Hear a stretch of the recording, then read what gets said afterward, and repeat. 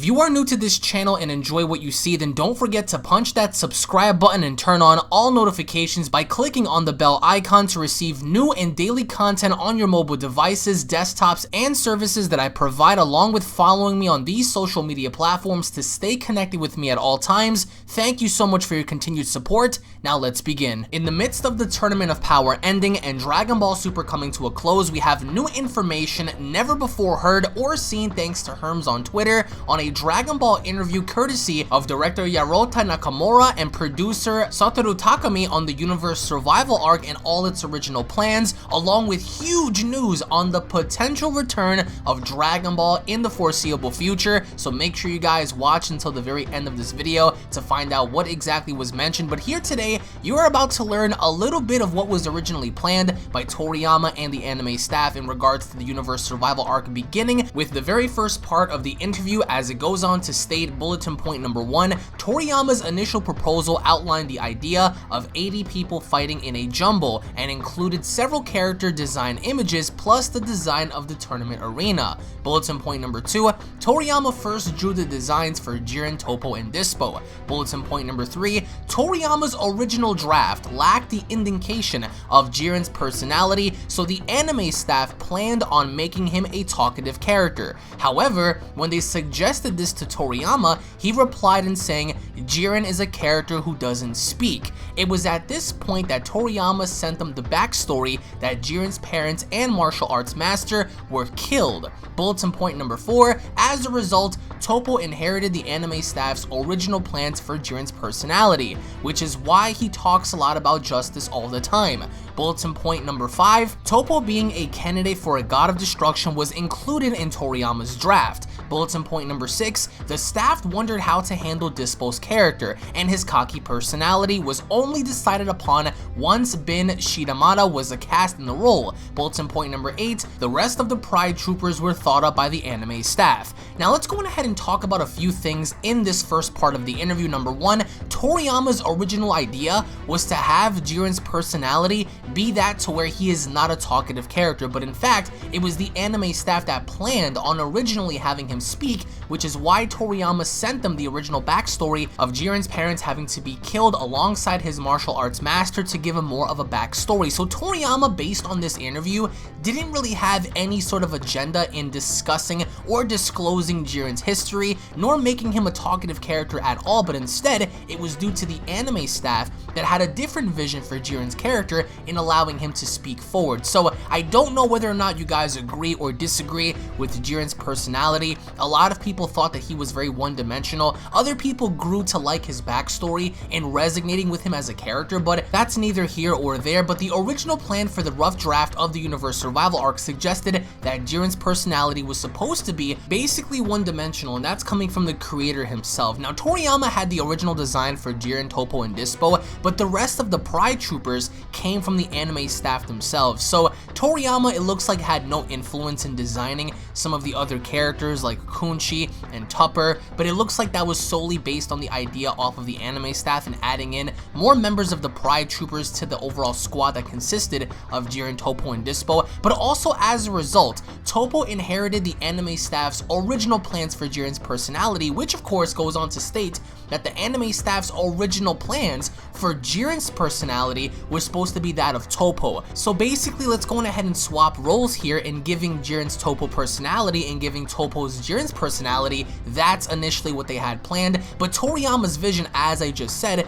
was to not make Jiren a talkative character, but the anime staff's vision was to have Jiren pretty much be the guy that Toppo is and always talk about justice, but instead they ended up switching that last minute and inheriting Toppo's personality, that of Jiren's vision, and giving Jiren a totally different personality. So it's very interesting how they had different ideals for said characters. But as we move on to the second part of the interview, the translations goes on to state Ribrianne's fat transformed form was designed by Toriyama, while the idea of having a cute girl transform into this fat character was added by the anime staff. Bulletin point number 2, neither Caulifla nor Kale were in Toriyama's original draft. During a conference meeting, the subject of Broly's popularity came up, and so the anime staff created Kale. They made her a girl so that way she wouldn't be the exact same as Broly. Once they showed Kale to Toriyama, he created Caulifla to go along with her. Bulletin point number 3, Toriyama's original draft included a document describing what happens to the Universe 7 warriors in the tournament from beginning to end. This includes who Piccolo, for instance, loses to and who survives to the end.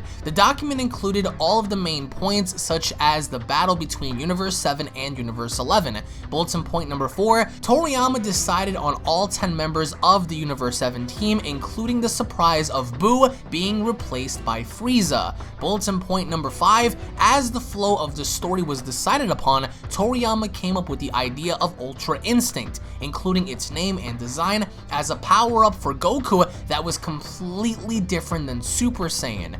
So the first thing I want to note here is, yes, the concept of Ribrianne's fat design was created by Toriyama, but the staff's decision in having a cute girl transform into this fat character was added by the anime staff. Now, according to the interview, Toriyama had no original draft on including neither Kale or Caulifla, but actually during a conference meeting, what I find most interesting is how Broly's popularity came up, because Broly is a very popular character within the Dragon Ball fandom, especially having to base it off of the movies, and so thus in result, the anime staff created Kale, and as accompanied after showing Toriyama, he decided to create Caulifla. Now, I find it very fascinating how Toriyama had no initial plan in including any sort of female Saiyan, but it was actually due to them showing Kale to Toriyama that resulted in him creating Caulifla. So very interesting developments there, alongside Toriyama's original draft in having all of the Universe 7 characters and their essential roles in the tournament be documented before the actual production of the episodes, which kind of gave you an example as to where every character was headed in terms of direction, in terms of their placement in the Tournament of Power. As we head into the third part of the interview, which goes on to state bulletin point number 1, Frieza donating his energy to Goku was not a part of Toriyama's original draft,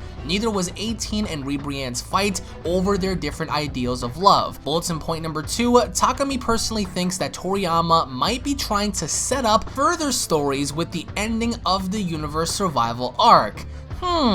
Bulletin point number 3, and this is very important, keep watching until the very end of the last episode. Apparently, there'll be something special. Now, going back to the concept of Frieza giving energy to Goku, that was never in Toriyama's initial plan to have Frieza do that, but of course, that was initially changed by the anime staff. Again, that's neither here or there. If you guys agree or disagreed with that concept of Frieza helping Goku, that's entirely up to you, the fan, to decide whether or not you guys liked or hated this concept. It's very subjective, but also the fight between 18 and Ribrianne wasn't a part of Toriyama's initial draft, but it looks like Takami personally thinks that Toriyama is in some way, shape, or form trying to set up future stories with the ending of the Universe Survival arc. Now, this is what I find very interesting, because nowhere did it ever state that Dragon Ball as a franchise was going to end, but more or less the story of Dragon Ball Super from beginning to end, from the beginning and its inception from Battle of Gods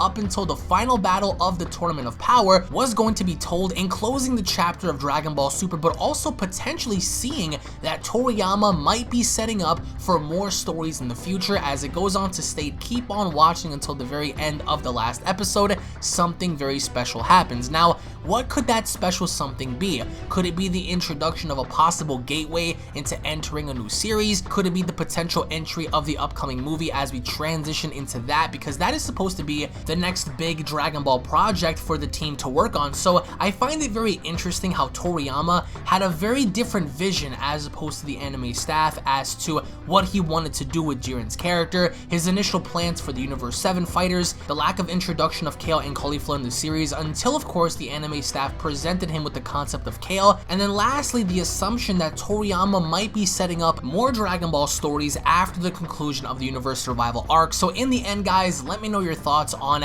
what you guys prefer between Toriyama's vision or the anime staff's vision. What are your overall thoughts on the concepts of this interview? Let me know your thoughts down below, guys. Thank you all so very much for watching. If you guys love Dragon Ball, don't forget to go on ahead and hit that subscribe button, guys. Leave a like down below if you guys guys enjoyed. For me as a fan, I really do believe that in the foreseeable future, perhaps maybe next year, the year after, 2021, or whenever they decide to actually go on ahead and do so, I do see another series having to be on the horizon, and it looks like, based on assumption going on in the anime staff, Toriyama does potentially look like he's writing more stories for the future, which I find to be most interesting, because then the question lingers as to what is Toriyama's vision going forward after Dragon Ball Super. So let me know your thoughts down below, guys. I hope you guys have a wonderful day. Thank you all so much for watching. Tune back in for more, and I'll be seeing you all down in the comment section below. Cue my outro, bitch.